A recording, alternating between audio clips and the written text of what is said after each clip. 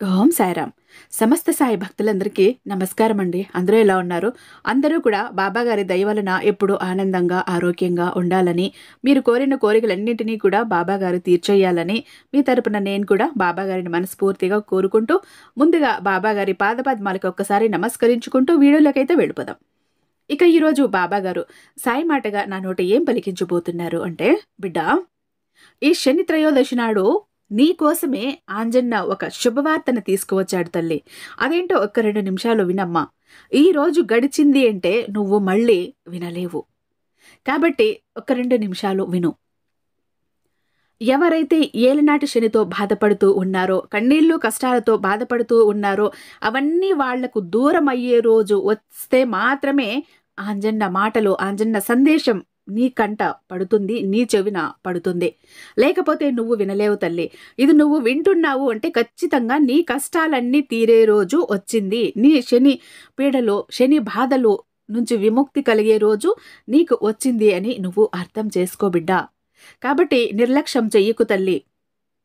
నీకోసం ఆంజన్న ఏం శుభవార్తను తీసుకొచ్చాడో జాగ్రత్తగా విను అని బాబాగారైతే ఈరోజు ఇలా అంటున్నారండి. బాబాగారి సందేశం వినబోయే ముందు మనకు తెలిసినటువంటి ఒక గురూజీ అండి. మీరు ఎన్నో చోట్ల జ్యోతిష్యం చెప్పించుకుని విసిగి వేసారిపోయి ఉంటారు. ఆఖరిసారిగా అన్నట్టు ఇక్కడ ఒక్కసారి ట్రై చేసి చూడండి. చాలా బెస్ట్ రిజల్ట్ ఇస్తున్నారు. శ్రీ సాయిబాబా ఆశీస్సులతో జ్యోతిషం చెప్తారండి. ఉన్నది ఉన్నట్టుగా చెప్తారు గురూజీ సీతారామరాజు గారు. వీరి మొబైల్ నంబర్ 96698722. మీకు ఎలాంటి సమస్య ఉన్నా కూడా చిటికలో పరిష్కరించి ఇచ్చేస్తారు.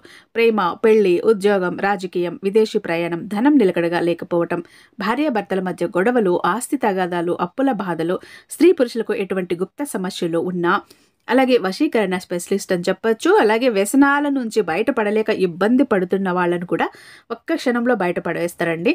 అలాగే సంతానం కోసం ప్రతి ఒక్క సమస్యనండి, ఇలాంటి సమస్యకి సొల్యూషన్ చూపించరు అన్న మాటే ఉండదు. లేదు కాదు అన్న మాటే ఉండదు. నమ్మకంతో ఇలాంటి ప్రాబ్లమ్స్ మీకు ఎవరికైనా ఉంటే ఇక్కడ స్క్రీన్ మీద ఉన్నటువంటి నెంబర్కి ఒక్కసారి కాల్ ట్రై చేసి చూడండి. రిజల్ట్ అనేది మీరే నాకు హ్యాపీగా షేర్ చేసుకుంటారు. బాబా గారి సందేశం వినబోయే ముందు ఒక చిన్న రిక్వెస్ట్ అండి. మన ఛానల్ని ఫస్ట్ టైం చూస్తున్నట్లయితే ఛానల్ని సబ్స్క్రైబ్ చేసుకొని మీ సపోర్ట్ నాకు అందివ్వండి. అలాగే వీడియో ఎక్కడ స్కిప్ చేయకుండా చివరి దాకా చూసి నచ్చినట్లయితే ఒక చిన్న లైక్ ఇచ్చి మీ ఫ్రెండ్స్కి, ఫ్యామిలీ మెంబర్స్కి, సాయి భక్తులందరికీ కూడా షేర్ చేయండి. ఇక బాబా గారి సందేశం విషయానికి వస్తే, బిడ్డ, ఎంతో అదృష్టం చేసుకుంటేనే నువ్వు ఆంజన్న మాటలు వినగలుగుతావు. నీ కర్మలు, నీ కష్టాలన్నీ తొలగిపోయే రోజు వస్తేనే ఆంజన్న మాటలు నీకు వినబడతాయి, నీ కంట పడతాయి. కాబట్టి జాగ్రత్తగా విను తల్లి. ఎటువంటి పరిస్థితుల్లో కూడా పోగొట్టుకోకు. ఎవరైతే ఇప్పుడు ఆంజన్న ఈ కథను వింటారో వారికి నిజంగా శని బాధల నుంచి విముక్తి కలుగుతుంది.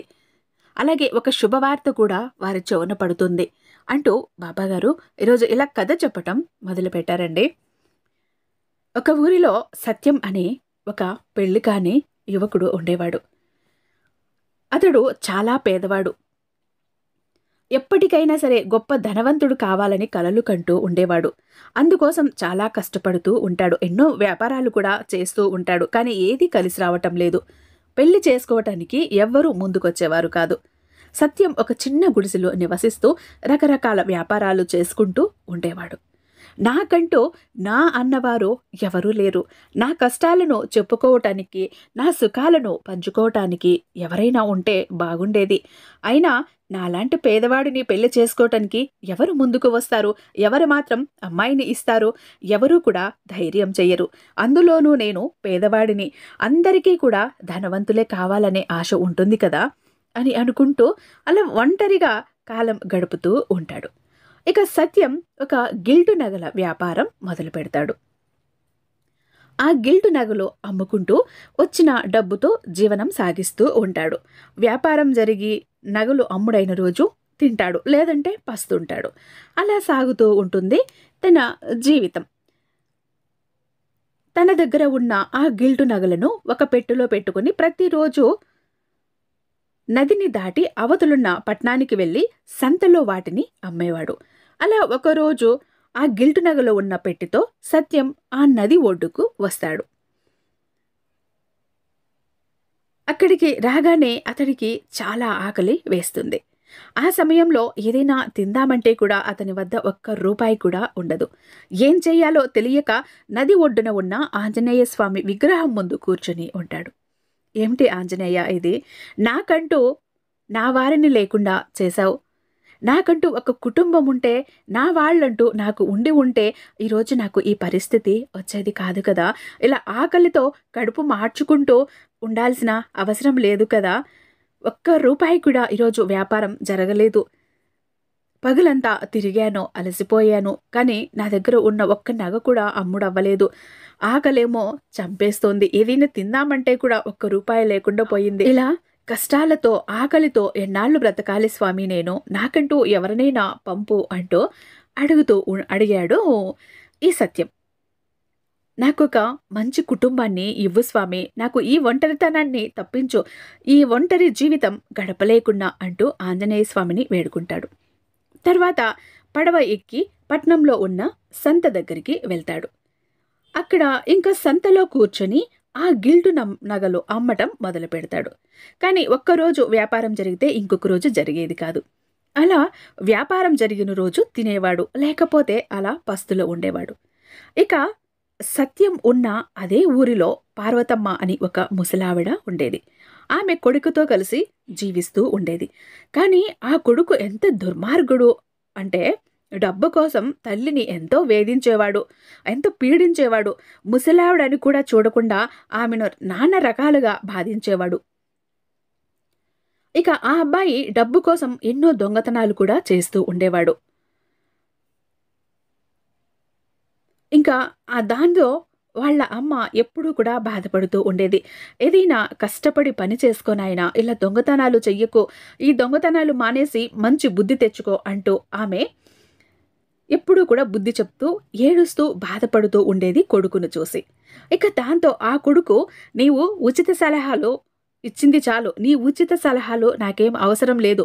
నిన్న పనికి వెళ్ళావు కదా, ఆ వచ్చిన డబ్బులు ఏం చేసావు? నాకు కావాలి, ఏది ఇటువు, నాకు కొంచెం అవసరం ఉంది అని అంటాడు. ఆమె చాలా బాధపడుతుంది. ఆ మాట వినగానే, నీకు దండం పెడతాను నాయనా, ఆ డబ్బులు మాత్రం అడగకురా. ఈ వయసులో కూడా నేను ఎంతో కష్టపడి సంపాదించిన డబ్బులవి. మనం తినటానికి తిండి కోసం అవే వాడుకోవాలి. నా మందుల కోసం కూడా అవే ఖర్చు పెట్టాలిరా. దయచేసి వాటిని అడగకు. వాటితోనే మనం ఈరోజు పొట్టబోసుకుంటున్నాం. ఆ డబ్బులు లేకపోతే పస్తులుండాలి. నాయనా, నన్ను ఇబ్బంది పెట్టకు అని అంటుంది, బతిమాలుకుంటుంది. కన్నీళ్లతో ఎంతో చెప్పి చూస్తుంది ఆ పార్వతమ్మ. ఆ పెద్దావిడ ఎంత చెప్తున్నా తన కొడుకు వినకుండా ఆ డబ్బులు లాక్కొని అక్కడి నుంచి వెళ్ళిపోతాడు. డబ్బులు లాక్కొని వెళ్ళిపోతున్న కొడుకును చూసి పార్వతమ్మ చాలా బాధపడుతుంది, కన్నీళ్లు పెట్టుకుంటుంది. ఆమె కొంచెం అన్నం వండుతుంది, అదే బాధలో ఏడ్చుకుంటూ కన్నీళ్లు పెట్టుకుంటూ. ఆ వండిన అన్నాన్ని తీసుకువెళ్ళి నది ఒడ్డున ఉన్న ఆంజనేయ స్వామి వద్దకు తీసుకువచ్చి ఆయన ముందు ఉంచి, స్వామి ఆంజనేయ, ఏంటిది స్వామి అంటూ ఆంజనేయ స్వామికి తన బాధనంతా చెప్పుకుంది. స్వామి ఆంజనేయ, నాకు ఏ దిక్కు లేదు. ఉన్న ఒక కొడుకు కూడా చెడుదారులు పట్టిపోయాడు. దొంగతనాలకు, తాగుడుకు అలవాటు పడ్డాడు. ఏ పని చెయ్యకుండా సోమరిపోతులాగా మారిపోయాడు. డబ్బు కోసం నన్ను హింసిస్తున్నాడు, బాధలు పెడుతున్నాడు.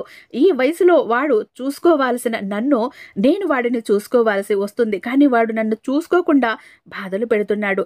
నాకు నువ్వు తప్ప ఎవరూ లేరు తండ్రి. నువ్వే నన్ను కాపాడు, నువ్వే నన్ను రక్షించు. నాకు ఏ బాధ కలిగినా, ఏ కష్టం కలిగినా నేను నీకు తప్ప ఎవరికీ చెప్పుకోలేను. నా మొర ఆలకించు తండ్రి. ఎంత కష్టం కలిగినా కూడా నీతోనే పంచుకుంటాను అని ఆంజనేయ స్వామితో చెప్పుకుంటూ, ఏడ్చుకుంటూ ఆమె తయారు చేసిన ఆహారాన్ని అరిటాకులో వడ్డించి ఆంజనేయ స్వామి ముందుకి పెడుతుంది. కాసేపు అక్కడే అలా కూర్చొని ఆంజనేయ స్వామికి తన బాధలు, కష్టాలు అన్నీ చెప్పుకుంటూ కన్నీళ్లు కారుస్తూ చీకటి పడుతుందనంగా ఇంటికి వెళ్ళిపోతుంది.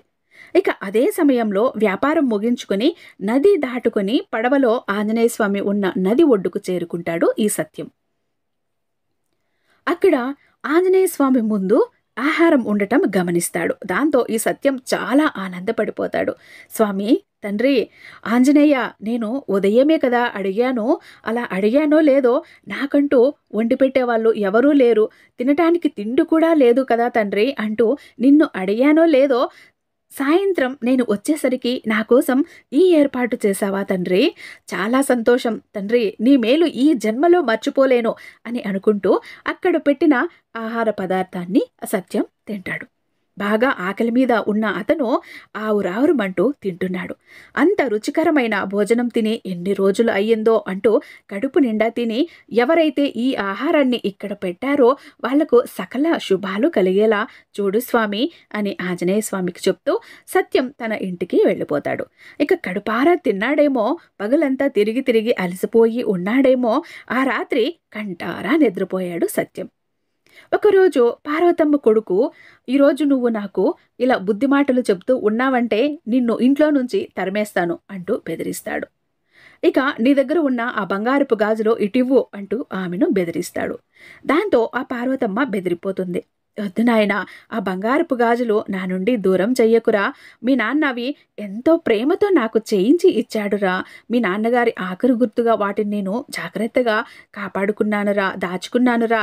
రేయ్ వద్దురా, అవి మాత్రం అడగకురా, అవి నా ప్రాణంరా. అవి నాతో ఉంటే మీ నాన్నగారు నాతో ఉన్నట్టే ఉంటుందిరా, చాలా ధైర్యంగా కూడా ఉంటుందిరా. ఇవి మాత్రం అడగకు నాయనా అంటూ బతిమాలుకుంటుంది కన్నీళ్లతో. దాంతో ఆ కొడుకు ఊరుకోక, ఆఖరి గుర్తు లేదు, మొదటి గుర్తు లేదు, నీ దగ్గర ఉన్న ఆ గాజులు నాకు కావాల్సిందే, అవి నాకు ఇచ్చి తీరాల్సిందే అంటూ పార్వతమ్మ వద్ద ఉన్న ఆ బంగారపు గాజులను లాక్కెళ్ళిపోతాడు. ఆ గాజులను అమ్మేసి వచ్చిన డబ్బుతో పేకాట ఆడేస్తాడు, తాగేస్తాడు. పార్వతమ్మ ఇదంతా చూసి, కొడుకు ప్రవర్తన చూసి ఆమె కన్నీళ్లు పెట్టుకుని ఏడ్చి ఏడ్చి అలసిపోతుంది. అలా ఏడుస్తూనే ఆంజనేయ స్వామికి కొద్దిగా తను వండిన దాంట్లో తీసుకువెళ్ళి స్వామి ముందు పెట్టి ఆంజనేయ స్వామితో ఏడుస్తూ ఇలా అంటుంది, స్వామి ఆంజనేయ, నా కొడుకులో ఎప్పుడు మార్పు వస్తుంది తండ్రి? ఆ మార్పును ఎప్పుడు తీసుకువస్తావు? ఈ ముసలి ప్రాణానికి ఎప్పుడు ప్రశాంతతను కలిగిస్తావు? వాడి వల్ల నాకు మాత్రమే కాదు తండ్రి, ఈ ఊరి ప్రజలకు కూడా హాని కలుగుతుంది. వాడు ఎప్పుడు ఏ ఇంట్లో జొరబడి దొంగతనం చేస్తాడో అర్థం కావటం లేదు. వీడి వల్ల ఎవరైతే దొంగతనానికి గురవుతున్నారో వాళ్ళు నన్ను సూటిపోటి మాటలతో గుచ్చి గుచ్చి చంపేస్తున్నారు తండ్రి. కనిపిస్తే చాలు కన్న పాపానికి నేను వాళ్ళ దగ్గర మాటలు పడుతున్నాను. ఏం చెయ్యాలో అర్థం కాలేదు. వాడి ప్రవర్తన ఎంత చెప్పినా మార్చుకోవటం లేదు స్వామి. ఇంట్లో నుంచి బయటకు వెళ్ళాలంటే కూడా చాలా భయం వేస్తోంది తండ్రి.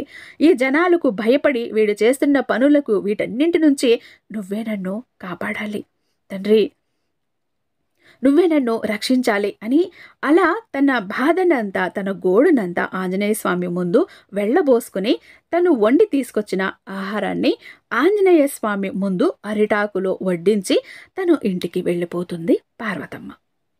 ఇక మళ్ళీ ఈ రోజులాగానే సత్యం చీకటి పడుతుండగా పడవలో నుంచి నది ఒడ్డుకు వస్తాడు. అలా ఆంజనేయ స్వామి విగ్రహం వద్దకు వస్తాడు. అక్కడ మళ్ళీ కూడా అక్కడ అన్నం ఉండటం చూసి చాలా సంతోషపడతాడు. సత్యం రోజు కూడా అక్కడ పార్వతమ్మ ఏదైతే పెట్టిందో దాన్ని తిని ఆకలి తీర్చుకుంటూ ఉంటాడు. సత్యం ఇలా అంటాడు, తండ్రి ఆంజనేయ, ఎవరో తెలియదు కానీ ఎంతో కష్టపడి వండుకొని తీసుకువచ్చి ఇక్కడ పెడుతున్నారు. దానివల్ల నా ఆకలి తీరుతోంది తండ్రి. వారికి నా ధన్యవాదాలు తెలియజేయి. ఎలాంటి తోడు లేని నాకు ప్రతిరోజు కూడా అన్నం పెట్టి నాకు ఎంతో సహాయం చేస్తున్నారు. నా ఆకలి తీరుస్తున్నారు. వారి కారణంగా ఈరోజు నేను కడుపు నిండా అన్నం తిని హాయిగా ఉండగలుగుతున్నాను. అలాగే కొద్ది కొద్దిగా డబ్బులు కూడా దాచిపెట్టుకోగలుగుతున్నాను. అలా ప్రతిరోజు కూడా ఆంజనేయ స్వామి విగ్రహం ముందు పెట్టిన ఆహారాన్ని ఈ సత్యం తింటూ ఉండేవాడు. అలా ఆకలి తీర్చుకుంటూ ఉండేవాడు. అలా పగలంతా వ్యాపారం చేసుకుంటూ జీవనం సాగిస్తూ ఉంటాడు సత్యం. అలా కొంతకాలం గడుస్తుంది. ఒకరోజు రాత్రి పార్వతమ్మ కొడుకు నది ఒడ్డున ఉన్న ఆంజనేయ స్వామి విగ్రహం వద్ద కూర్చొని ఇలా ఆలోచిస్తున్నాడు. పేకాటలో పూర్తిగా ఓడిపోయాను. అక్కడ వాళ్ళకి డబ్బులు కట్టాలి, లేకపోతే నన్ను బ్రతకనివ్వరు. ఈరోజు ఎలాగైనా సరే ఏదో ఒక చోట దొంగతనం చేసి వచ్చిన దాంట్లో వారి అప్పు కట్టేయాలి, లేకపోతే వారు నన్ను బ్రతకనివ్వరు, రేపు మళ్ళీ ఆటలోకి కూడా రానివ్వరు అని అనుకుంటూ పార్వతమ్మ కొడుకు నది ఒడ్డున కూర్చుని ఉంటాడు. సరిగ్గా అదే సమయానికి వ్యాపారం ముగించుకుని చీకటి పడే సమయానికి సత్యం నది ఒడ్డుకు చేరుకుంటాడు. ఇక పార్వతమ్మ కొడుకు ఈ సత్యాన్ని చూశాడు. ఇక అతను చేతిలో పెట్టె ఉండటాన్ని గమనిస్తాడు. అతను ఏదో బంగారపు నగలో ఉన్న పెట్టెను తీసుకువస్తున్నట్టున్నాడు, ఎలాగైనా చేసి ఇతని వద్ద నుంచి ఇవి లాక్కోవాలి అని సత్యం వెంట పెడతాడు ఆ అబ్బాయి. అది గమనించిన సత్యం అక్కడి నుంచి తన పెట్టెతో పరుగులు తీస్తాడు. అయినా కూడా అతను విడిచిపెట్టకుండా పరిగెత్తుకుంటూ వెళ్ళి సత్యం పెట్టెని లాక్కోబోతాడు. నీ దగ్గర ఉన్న డబ్బులని, ఈ పెట్టెలో ఉన్న నగలను నాకు ఇచ్చేయి, లేకపోతే నిన్ను ఇక్కడికిక్కడే చంపేస్తాను అని బెదిరిస్తాడు. అలా బెదిరించేసరికి సత్యానికి భయం వేసి తన దగ్గర ఉన్న డబ్బు, ఆ నగలను, ఆ పెట్టెను అతనికి ఇచ్చేస్తాడు. ఇక అవి తీసుకుని అతను ఇంటికి వెళ్ళిపోతాడు. కొడుకు ఒక పెట్టెతో రావటం చూసిన పార్వతమ్మ, ఎక్కడి నుంచి తీసుకొస్తున్నావురా ఇవి, ఎవరివి ఈ నగలు అంటూ అడుగుతుంది. దాంతో కొడుకు, ఇప్పుడే నది ఒడ్డున ఒక వ్యక్తి దగ్గర లాక్కొచ్చాను, దొంగతనం చేశాను, చాలా డబ్బు అవసరం ఉంది నాకు, ఇవి అమ్మితే చాలా డబ్బు వస్తుంది, ఆ డబ్బుతో నేను నా అప్పులన్నీ తీర్చుకొని నా జీవితం హాయిగా గడపొచ్చు అని అంటాడు. రే పాపంరా, ఎవరివో ఏంటో, ఇట్లా ఇవ్వు, వాళ్ళ దగ్గర నుంచి దొంగతనం చేసి చాలా పెద్ద తప్పు చేస్తున్నావు, రోజు రోజుకి కూడా దిగజారిపోతున్నావు, తప్పు మీద తప్పు చేస్తూనే పోతున్నావు, ముందు వెళ్ళి ఎవరి దగ్గర అయితే అవి దొంగలించావో వారికి తిరిగి ఇచ్చేసిరా అని అంటుంది పార్వతమ్మ. ఆమె ఎంత చెప్పినా కూడా కొడుకు అస్సలు వినడు. ఆ సమయంలో పార్వతమ్మకి చాలా కోపం వస్తుంది. ఎంత చెప్పినా కూడా కొడుకు మాట వినటం లేదని చాలా ఆవేశంతో ఊగిపోతుంది. ఇక ఆ కోపంలో పక్కనే ఉన్న ఒక కర్రతోటి కొడుకు తల మీద ఒక్కటి బాదుతుంది. ఇక అంతటితో ఆ కొడుకు నేల మీద పడి స్పృహ కోల్పోతాడు. తీసుకువెళ్ళి నది వద్దకు వెళ్తుంది ఆ నగల్ని ఆ పార్వతమ్మ. అంత రాత్రి పూట అక్కడ ఎవ్వరూ కూడా కనిపించరు పార్వతమ్మకు. ఇక దాంతో ఏం చేస్తుంది, ఆంజనేయ స్వామి విగ్రహం వద్దకు వస్తుంది. తండ్రి ఆంజనేయ, నా కొడుకు చెప్పిన ప్రకారం అతనికి ఆ నగలు ఇక్కడే దొరికినట్టు ఉన్నాయి, ఇవి ఎవరివో నాకు తెలియదు, ఏంటో నాకు తెలియదు, వీటికి సంబంధించిన వ్యక్తులు కూడా ఇక్కడ లేరు, కాబట్టి ఏం చెయ్యాలో నాకు అర్థం కావటం లేదు తండ్రి, అందుకే ఈ నగలను నేను నీ వద్దే విడిచి వెళ్తున్నాను, నీకు అప్పగించి వెళ్తున్నాను, నువ్వే ఎలాగైనా వారికి అందేలా చెయ్యి స్వామి అని ఆ నగల పెట్టెను ఆంజనేయ స్వామి వద్ద ఉంచి తన ఇంటికి తిరిగి వెళ్ళిపోతుంది పార్వతమ్మ. అలా ఇంటికి వెళ్ళి చూసేసరికి కొడుకు స్పృహలోకి వచ్చి ఉంటాడు.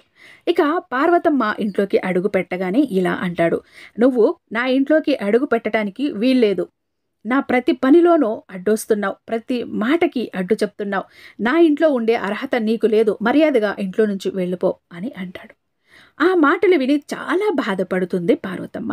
అలా అనకురా, నీ మంచి కోసమే నేను ఇదంతా చేశాను, తల్లి ఓ దెబ్బ కొట్టినా కూడా అది బిడ్డ మంచి కోసమేరా, నన్ను అర్థం చేసుకో అని అంటుంది ఆమె. ఎంత ప్రాధేయపడుతున్నా వినకుండా కొడుకు పార్వతమ్మను ఇంటి నుంచి బయటికి తరిమేస్తాడు. ఇక పార్వతమ్మ దిక్కు తోచని స్థితిలో పడిపోతుంది, అయోమయంలో పడిపోతుంది, నిస్సహాయ స్థితిలో ఉండిపోతుంది. సత్యం మర్నాడు ఆంజనేయ స్వామి విగ్రహం వద్దకు వస్తాడు. అక్కడ నగలు పెట్టే ఉండటం చూసి ఆశ్చర్యపోతాడు. దొంగ నా దగ్గర నుంచి లాక్కుపోయిన నగలు, డబ్బులు ఇక్కడికి ఎలా వచ్చాయి, అంత మాయగా ఉంది అనుకుంటూ, స్వామి మీరే తప్పించారు కదా, నా మీద జాలితో దయతో మీరే వీటిని మళ్ళీ తిరిగి రప్పించారు కదా, ఇవి లేకపోతే ఇంక వీడు బ్రతకలేడు, వీడికి జీవితమే లేదు అని నా మీద కనికరంతో మీరే ఈ పని చేశారు కదా స్వామి అనుకుంటూ ఆ నగలను తీసుకుని వ్యాపారానికి బయలుదేరుతాడు. సత్యం దిక్కుతోచని స్థితిలో ఉన్న పార్వతమ్మ ఏం చెయ్యాలో ఎటు వెళ్ళాలో అర్థం కాక ఊరి బయట ఒక చిన్న గుడిసె వేసుకొని అందులో నివసిస్తూ ఉంటుంది. ఇక అతను ఎంతో కష్టంలో ఉన్నప్పటికీ తన కూలి పని చెయ్యగా వచ్చిన డబ్బులతో బియ్యం కొనుక్కొని కాస్త వండి తీసుకువచ్చి ఆంజనేయ స్వామి దగ్గరికి వస్తుంది. అలా ఆంజనేయ స్వామికి సమర్పిస్తూ ఉండేది. అంటే ఎంత కష్టాల్లో ఉన్నప్పటికీ ఈ పార్వతమ్మ మాత్రం ఆంజనేయ స్వామికి ఒక్క పూట కూడా అన్నం పెట్టకుండా, తను వండింది సమర్పించకుండా ఆమె తినేది కాదు. రోజులాగే ఆంజనేయ స్వామికి పెట్టిన ఆహారాన్ని సత్యం తింటూ ఉండేవాడు. పెట్టింది తిని ఆకలిని తీర్చుకుంటూ ఉండేవాడు. తర్వాత ఈ సత్యానికి నగల వ్యాపారం బాగా జరుగుతుంది. ఇందులో బాగా కలిసిస్తుంది. దానివల్ల బాగా డబ్బు సంపాదించుకొని బాగా ధనవంతుడవుతాడు కొన్నేళ్లకు. ఇక ఒక ఇల్లు కూడా కట్టుకుంటాడు. అంతేకాకుండా నది ఒడ్డున ఉన్న ఆంజనేయ స్వామికి గుడిని కూడా కట్టిస్తాడు. పేదలకి అన్నదానం కూడా చేయిస్తూ ఉంటాడు ఆంజనేయ స్వామి గుడి దగ్గరే. అదే సమయంలో పార్వతమ్మ తాను వండిన పదార్థాన్ని స్వామికి సమర్పించాలని తీసుకువస్తుంది. దాంతో పార్వతమ్మ సత్యాన్ని ఇలా అడుగుతుంది, ఇక్కడ ఏం జరుగుతోంది బాబు, ఇంతమంది ఉన్నారేంటి అని అడుగుతుంది. దాంతో సత్యం, నేను ఇక్కడ అన్నదానం ఏర్పాటు చేశానమ్మా అని అంటాడు. మీరేదో తీసుకొస్తున్నట్టున్నారు అని ఆమెను అడుగుతాడు. దానికి పార్వతమ్మ, నేను ప్రతిరోజులాగానే ఎప్పటిలాగానే స్వామివారికి సమర్పించాలని నాకు కలిగిన దాంట్లో, నేను వండుకున్న దాంట్లో, నాకు ఉన్న దాంట్లో కొద్దిగా స్వామికి సమర్పించాక ప్రతిరోజు నేను తింటాను నాయనా, అదే ఈరోజు కూడా తీసుకువచ్చాను అని అంటుంది. పార్వతమ్మ అలా చెప్పగానే ఒక్కసారిగా సత్యంకి అర్థమైపోతుంది. అంటే ఇన్నేళ్లుగా స్వామివారి ముందు అన్నం పెడుతున్నది మీరేనా అమ్మా, మీకు చాలా ధన్యవాదాలమ్మా, మీరు పెట్టే ఆహారం తిని నేను ఇన్ని రోజులు కూడా బ్రతకగలిగాను. అలాగే ఎంతో కష్టపడి డబ్బులు నేను కొద్దిగా కూడబెట్టుకుని ధనవంతుడిని కూడా అయ్యాను తల్లి. మీరు పెట్టిన ఆహారం స్వామి దగ్గర పెట్టగానే అది మహాప్రసాదంగా మారిపోయింది. ప్రతిరోజు తింటున్న నాకు స్వామివారి అనుగ్రహంతో నేను ఏ పని చేసినా నాకు బాగా కలిసి వచ్చింది. నేను బాగా డబ్బు సంపాదించాను. ఇదంతా కూడా మీ దయ్యేనమ్మా, మీ వల్లే ఇదంతా కూడా జరిగిందమ్మా అని అంటాడు సత్యం. దాంతో పార్వతమ్మ, అవునా నాయనా, చాలా సంతోషం. నా వల్ల నువ్వు ఇన్నాళ్ళు కడుపు నిండా అన్నం తిన్నావా అంటే నాకు చాలా సంతోషంగా ఉంది నాయనా, ఇదంతా కూడా ఆంజనేయ స్వామి అనుగ్రహం అని అంటుంది. అమ్మా, మీరు ఎక్కడుంటారు, మీ కుటుంబం ఏం చేస్తుంటుంది, మీ పిల్లలు ఏం చేస్తున్నారు అంటూ అడుగుతాడు సత్యం. అలా అడగగానే పార్వతమ్మ తన కొడుకు గురించి మొత్తం చెబుతుంది. అలాగే ఆ రాత్రి జరిగిన సంఘటన గురించి కూడా చెబుతుంది. నేను నా కొడుకుకి మంచి జరగాలని అనుకుని నగలు ఉన్న ఆ పెట్టెను తీసుకుని వచ్చి స్వామివారి ముందు పెట్టాను. అది సరైనదని అనిపించటంతో ఆ నగలను స్వామివారికి అప్పచెప్పి నేను వచ్చేశాను అని అంటుంది. దాంతో సత్యం ఆశ్చర్యపోతాడు. అమ్మా, మీరు చెప్పింది నిజమేనా? నేను నమ్మలేకపోతున్నాను. ఆ నగలు ఎవరివో కాదమ్మా, నావే. ఆ నగలు గనక ఆ రోజు నాకు దొరకకపోయి ఉంటే నేను ఇదే నదిలో దూకి ఆత్మహత్య చేసుకునేవాడిని, చనిపోయేవాడిని. ఎందుకంటే ఆ నగలు కొనటానికి కూడా నేను ఎంత కష్టపడ్డానో, రూపాయి కూడా ఎంత పోగేసి ఎన్నో ఏళ్ళు కష్టపడి తర్వాత ఆ నగలని కొనుక్కున్నానమ్మా వ్యాపారం కోసం. వాటి మీదనే నేను వ్యాపారం చేసేవాడిని. అవి ఒక్కసారి నా నుంచి దూరం అయ్యేసరికి దిక్కుతోచని స్థితిలో పడిపోయాను. ఇంకా నాకు చెయ్యటానికి ఏ పని లేదు. ఇక నాకు చావు ఒక్కటే దిక్కని అనిపించింది. మీరు చేసిన పని వల్లనే నేను ఈరోజు ఈ స్థాయిలో ఉన్నాను. దానికి కారణం మీరు పెట్టిన ఆహారమే, ఆంజనేయ స్వామి అనుగ్రహమే. మీరు పెట్టిన ఆహారం నా కడుపు నింపింది. అలాగే మీరు ఆ రోజు చేసిన ఆ పని ఈరోజు నన్ను ఇలా నిలబెట్టింది, ధనవంతుని చేసింది, 10 మందికి అన్నం పెట్టేలా చేసింది అంటూ సత్యం పార్వతమ్మ కాళ్ళ మీద పడి కాళ్ళు పట్టుకుంటాడు. అమ్మా, మీరు నాకు తెలియకుండా ఎంతో సహాయం చేశారు. ఇకపై మీరు నాకు అమ్మగా ఉంటారా? నాతోనే ఉంటారా? ఉండిపోతారా? మిమ్మల్ని నేను జాగ్రత్తగా చూసుకుంటానమ్మా. నిజానికి మీరు నా తల్లి స్థానాన్ని ఎప్పుడో తీసుకున్నారమ్మా. ఏ రోజైతే మీరు నాకు అన్నం పెట్టడం మొదలు పెట్టారో ఆ రోజే మీరు నాకు అమ్మగా మారిపోయారు. అంతేకాకుండా కష్ట సమయంలో నన్ను ఆదుకున్నారు. మీరు ఎప్పటికీ నాతోనే ఉండాలి అందుకు అని అంటాడు సత్యం. అందుకు పార్వతమ్మ కూడా సంతోషంగా ఒప్పుకుంటుంది. ఎందుకంటే తనకు కూడా ఏ తోడు లేదు కాబట్టి ఇంత మంచి మనసున్న ఒక వ్యక్తి తనకు కొడుకుగా ఉంటాడు, తనను అమ్మగా స్వీకరిస్తాడు అంటే దానికన్నా సంతోషం ఏముంది అంటూ ఆమె కూడా ఒప్పుకుంటుంది. ఇదంతా కూడా నది ఒడ్డున గమనిస్తున్న ఆ ఆంజనేయ స్వామి చిరునవ్వుతో ఇలా వాళ్ళ వంక చూస్తాడు. ఏ తోడు లేని ఇద్దరిని కలిపాను, మీరిద్దరూ ఎప్పుడూ చల్లగా సంతోషంగా ఉండండి అన్నట్టు ఉన్నాయి స్వామివారి చిరునవ్వులు. బిడ్డా, చూసావు కదా, మంచిగా నీతిగా నిజాయితీగా ఉంటే మంచితనమే ఎప్పుడూ కూడా గెలుస్తుంది తల్లి. ఇలా నువ్వు కూడా నీతి నిజాయితీగా ఉన్నావంటే ఒక్కసారి ఓడిపోయినా, 2 సార్లు ఓడిపోయినా, మూడోసారి తప్పకుండా గెలుస్తావు. ఈ సందేశాన్ని ఎవరైతే వింటారో, ఆంజనేయ స్వామి సందేశాన్ని ఎవరైతే వింటారో తప్పకుండా వాళ్ళు ఒక 10 రోజుల్లో ఒక తీయటి శుభవార్తను వింటారు. మీ కష్టాల నుంచి మీ దూరం అయ్యే సమయం కూడా మీకు దగ్గర పడుతుంది. అలాగే ఆంజనేయ స్వామి అనుగ్రహం వల్ల ఏలినాటి శని నుంచి మీరు పడుతున్న బాధలు కూడా తగ్గుతాయి. ఆ బాధల తీవ్రత అన్నది కూడా తగ్గిస్తాడు ఆ ఆంజన్న. ఇక నీ సాయి ఆశీస్సులు నీ మీద ఎప్పుడూ కూడా ఉంటాయి తల్లి అంటూ బాబాగారు అయితే ఈరోజు చాలా మంచి సందేశాన్ని అందించారండి.